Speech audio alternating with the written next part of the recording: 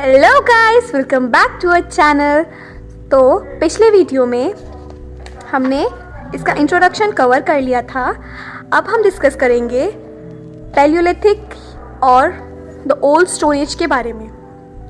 तो जो ये पैलियोलिथिक है ये अर्लीस्ट एज है हिस्ट्री में, जिसको हम स्टोन एज भी बोलते हैं।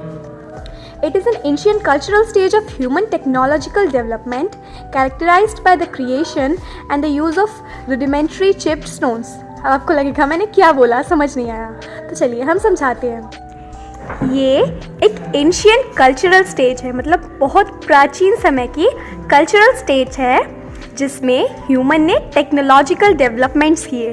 टेक्नोलॉजिकल डेवलपमेंट्स मतलब उस टाइम पे क्या होता था, लोग कुछ मतलब जानते नहीं थे इतना, एकदम सादी ज़िंदगी जीते थे। ये टाइम कब का था? Old stone age. It was from 5 lakh to 10,000 BC। Okay.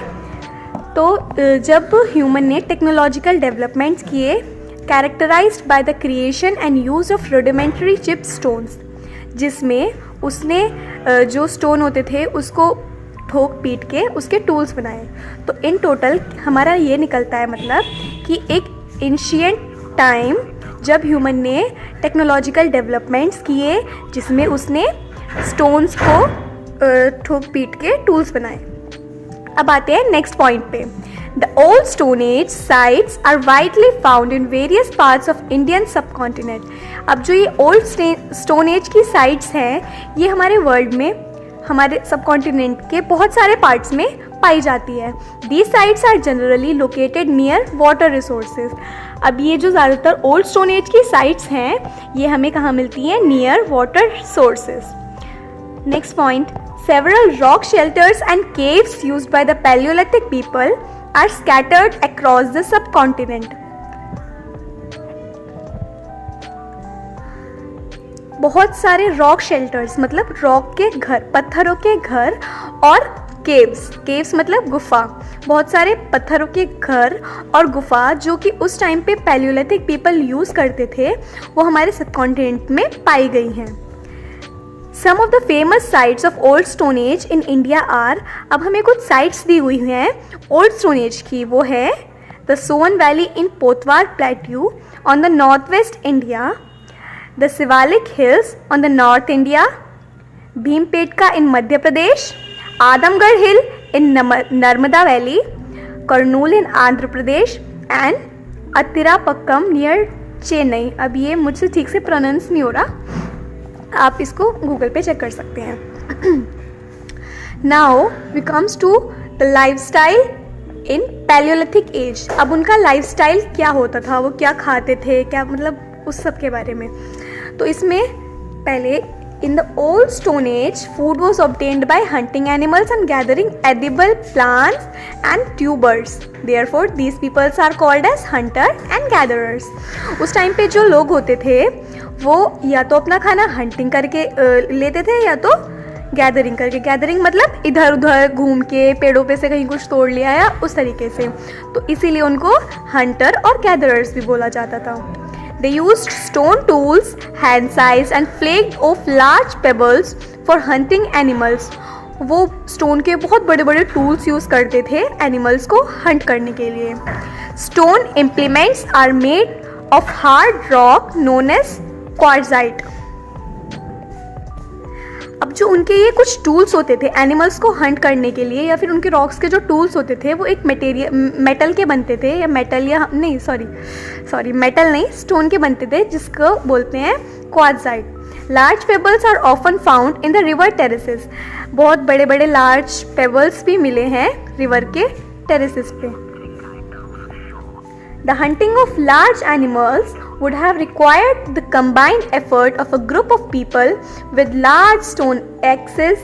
We have little knowledge about their language and communication। अब वो हंट तो करते थे, अब हमें ये नहीं पता अकेले करते थे ऐसे, तो हमें बता दिया कि वो हंट ग्रुप्स में भी करते थे। बहुत बड़ा उनका ग्रुप होता था और उनके पास अपनी स्टोन एक्सेस होती थी, मतलब स्टोन की उनकी कुल्हाड़ी या जो भी वो हंट करने के लिए जो भी टूल उनके पास होगा स्टोन का वो लेके, और वो ग्रुप में भी हंट करते थे। लेकिन हमें उनकी लैंग्वेज और कम्युनिकेशन के बारे में इतनी नॉलेज नहीं है।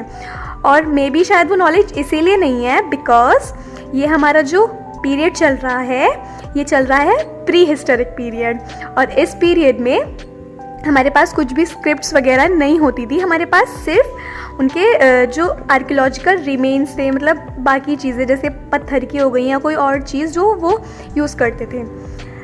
Now comes to the next point. Their way of life became modified with the passage of time since they made attempts to domesticate animals, make crude pots and to grow some plants. अब उनका way of life अब modify हो रहा था जैसे जैसे वो animals को डोमेस्टिकेट कर रहे थे.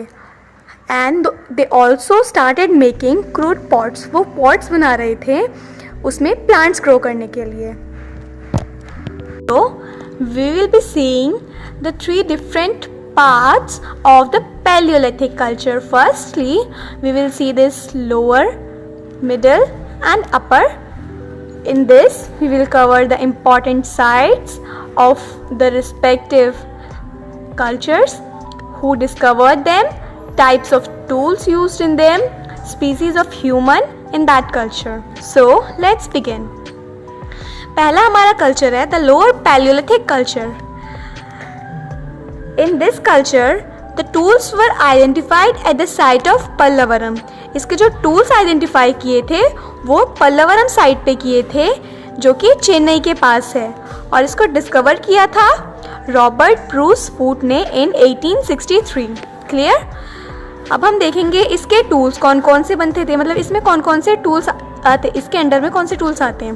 The tools used for hunting and food gathering are mainly hand axes, cleavers and choppers. This is chopper, hand axe and cleaver. ये तीनों इसमें मेनली यूज होते थे. Stone tools were mainly used for digging, chopping and shining purposes. Stone tools mainly digging मतलब खोदने के लिए, chopping मतलब काटने के लिए, और शाइनिंग पर्पसेस के लिए यूज़ होते थे. The tools for hunting and cutting are made up of limestone also. Limestone हमने जैसे पहले, अगर आपके पास 12th में ह्यूमैनिटीज़ होगी तो हमने उसमें हड़प्पन में पढ़ा है लाइमस्टोन एक टाइप का पत्थर होता है. तो इस पैलियोलिथिक कल्चर में उसका यूज़ हंटिंग और कटिंग के लिए भी होता था. Now we comes to the important sites of the lower Paleolithic culture. तो इसके important sites are Belen Valley in UP, desert area of Diwana in Rajasthan, Nagarjugonda in Andhra Pradesh, rock shelters of Bhimbetka near Bhopal, Chota Nagpur Plateau and Soan Valley. इसी के साथ हमारा lower palaeolithic culture complete होता है. Now comes to the middle Paleolithic culture. After about 4 lakh years before present, changes took place in the lithic technology and the species of human ancestors diverged. अब इसके बाद changes होने लगे lithic technology में, मतलब stone की technology में, मतलब जो वो टूल्स वगैरह बनाते थे उसकी टेक्नोलॉजी में चेंजेस आने लगे, और ह्यूमन एंसेस्टर की स्पीसी डाइवर्ज हुई, मतलब और ज़्यादा फैली. In the middle Paleolithic culture, the species of Homo erectus existed. Homo erectus species हमारी middle Paleolithic culture में exist करती है. हमने पीछे भी देखा था कि Homo erectus species, this is the Homo erectus species. मतलब देखो कि अब के ह्यूमन में और Homo erectus में कितना फ़र्क है, मतलब तो उस टाइम पे कितने पहले का टाइम होगा वो जब मिडल पैलियोलिथिक कल्चर एग्जिस्ट करता था. In India the middle palaeolithic phase was first identified by H G. Sankalia on the Pravara river at Nevasa. ये इसको आइडेंटिफाई किया था एच.जी. सनकालिया ने on the Pravara river at Nevasa. अब इसमें जो टूल्स, इसके जो टूल्स थे, जो टूल्स इसके अंडर में आते हैं वो हैं hand axes, clevers, choppers. These three are same as the lower Paleolithic culture.